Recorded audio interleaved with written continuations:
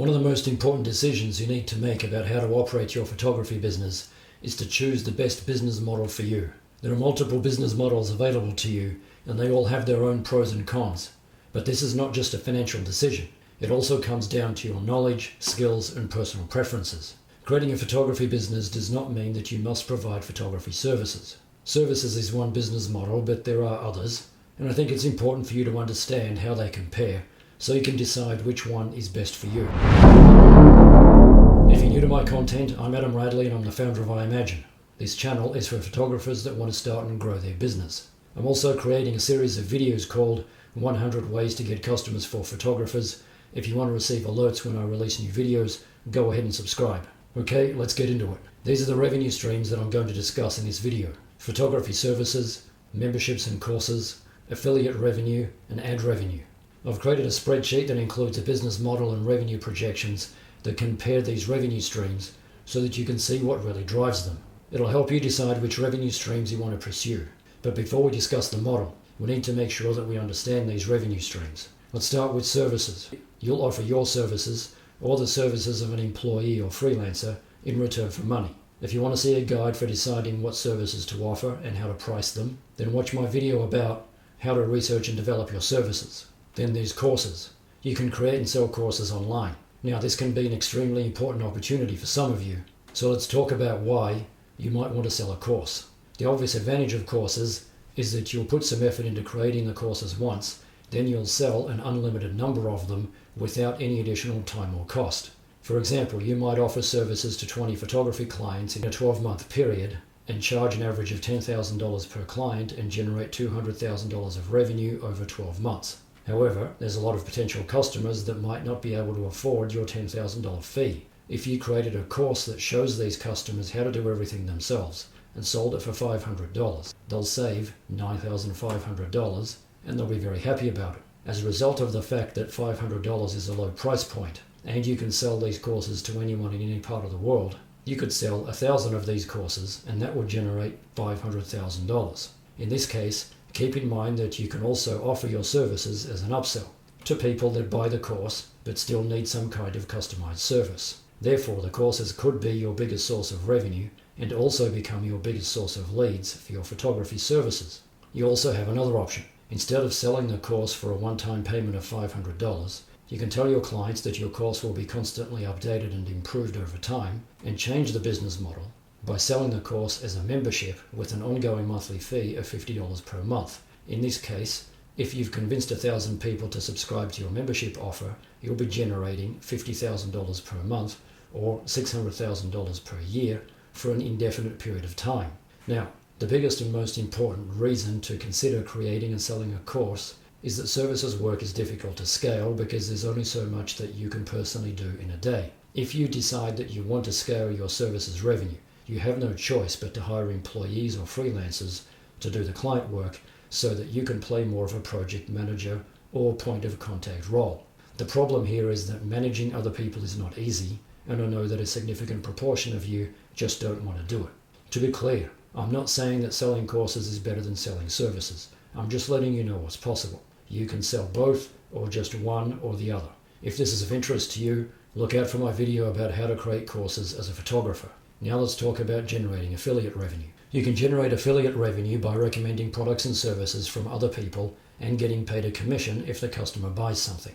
These arrangements are called affiliate programs, and the most well-known affiliate program is Amazon. But you need to make sure that the products and services you're promoting are high-quality products that you genuinely believe in. Your authority and reputation will take a hit if you recommend garbage. If this is of interest to you, look out for my video about how to generate affiliate revenue for photographers. Now let's talk about generating ad revenue. Ad revenue is something that I only recommend pursuing if you've decided to create a high-traffic blog, podcast, or YouTube channel. Ads will make your site look cheap and less credible if you're selling services. So they only make sense if you've decided to create a lot of content and generate a lot of traffic with the view to monetizing the traffic with ads, as well as maybe affiliate revenue. Now this makes sense for people that just like producing content about photography and don't want to deal with any clients, deliver any services, or manage any employees or freelancers, and want to monetize their traffic in the most passive way possible. If you're considering this strategy, Keep in mind that monetizing traffic with ads is almost always the worst way to monetize traffic because it generates the least amount of revenue per visitor. That's the trade-off that happens if you decide you want to go with the most passive monetization strategy. If you want to go down this road, the most popular way to set up ads on your site that will generate revenue is to use AdSense from Google. Look out for my video about AdSense for photographers if you're interested. Now let's talk about the financial projections. I've listed these revenue streams in order of the most passive to least passive. The first one's advertising. So let's assume that you get 10,000 visitors to your site and 1% of them click on an ad, which is the industry average, and you get paid 25 cents per ad, also the industry average, then you'll make $25 per month. The obvious conclusion to draw here is that you need a lot of traffic to make a lot of money. Even if you 10x the traffic and get 100,000 visitors per month, you still only make $250 per month. Now let's look at the affiliate marketing projections. You have the same 10,000 visitors per month, and again 1% of them click on an ad. In this case, a percentage of these people go to the website of the affiliate product and buy it. If you average out the revenue per click, the industry average is $2 per click, so you generate $200 per month. Now let's look at memberships. Again, 10,000 people visit your site. Let's say that your subscription fee is $50 per month and 1% of the visitors decide to join. You'll be acquiring 100 members per month. So at the end of the first month, you'll have 100 members paying $50 each, and your revenue is $5,000 per month. After 12 months, you'll have 1,200 members and you'll have revenue of $60,000 per month. This obviously assumes that nobody cancels.